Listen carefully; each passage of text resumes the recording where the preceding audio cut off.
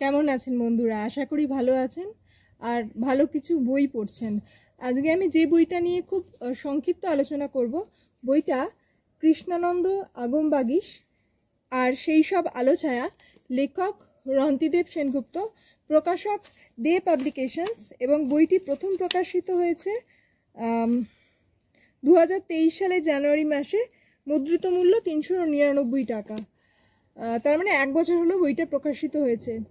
প্রথমেই এই বইটার ক্ষেত্রে একটাই, যেটা আমার অভিযোগ বলবো না, একটা চাহিদা থাকলো, যেটা পরবর্তী কোনো সংস্করণে যদি এই বইয়ের সঙ্গে সংযোজিত হয় আমার ভালো লাগবে। সেটা হচ্ছে যে কোনো, যেহেতু এটা বাস্তব নির্ভর একটি উপন্যাস, এর সঙ্গে কোনো গ্রন্থপঞ্জি বা তথ্যসূত্র এরকম উল্লেখ নেই, সেটা যদি থাকে ভালো লাগবে।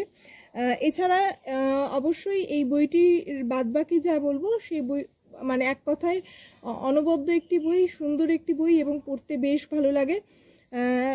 বইটি দেখে মনে হচ্ছে খুব ধর্মীয় একটা গুরুগম্ভীর বিষয় নিয়ে আলোচনা। আসলে সেরকম একদমই নয়। পঞ্চদশ খ্রিস্টাব্দের মাঝামাঝি সময়ে যখন নবদ্বীপে ব্রাহ্মণ কাপালিকরা তাদের ব্যভিচার এবং তাদের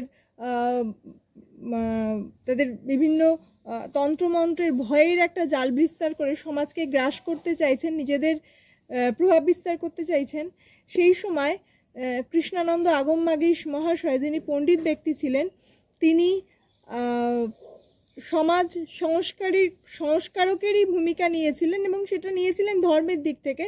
তন্ত্রের যে খুব গুরুগম্ভীর যে মন্ত্রগুলো, যেগুলো সাধারণ মানুষের পক্ষে বোঝা সম্ভব নয়, সেগুলো তিনি ব্যাখ্যা করছিলেন, এবং এরকম অনেকগুলি মন্ত্রের ব্যাখ্যা করে তিনি রচনা করেছিলেন তন্ত্রসার।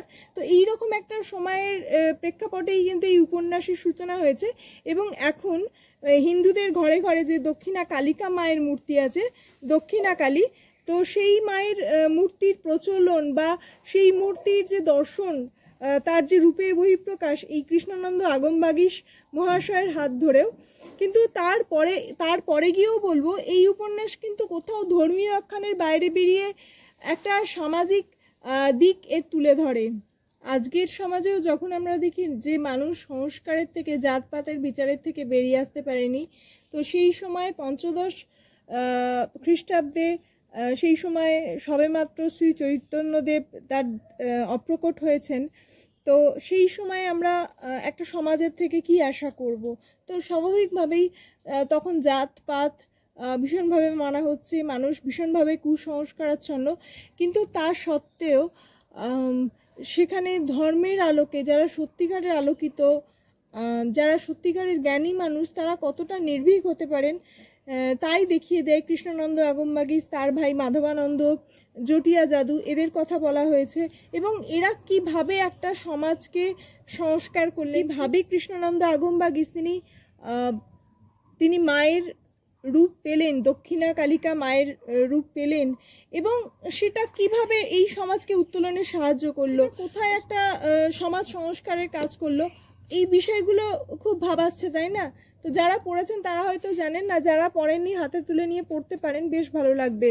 আমার ভালো লেগেছে, কারণ আমার এমনিতেই কৃষ্ণানন্দ আগমবাগীশের সম্বন্ধে জানার আগ্রহ ছিল। তো এবং হয়তো এটা বাস্তব নির্ভর একটি উপন্যাস বলে লেখককে নিশ্চয়ই কল্পনার আশ্রয় নিতে হয়েছে। আর তাই প্রথমেই যেটা বলেছিলাম, যে একটা তথ্যসূত্র কিংবা গ্রন্থপঞ্জি যদি বইয়ের সঙ্গে সংযোজিত হয় খুব ভালো লাগবে।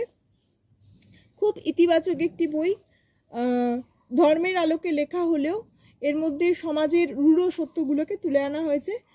আশা করি আপনারা পড়বেন, এবং যদি পড়েন, যদি ভালো লাগে প্রতিক্রিয়া জানালে ভালো লাগবে। ধন্যবাদ।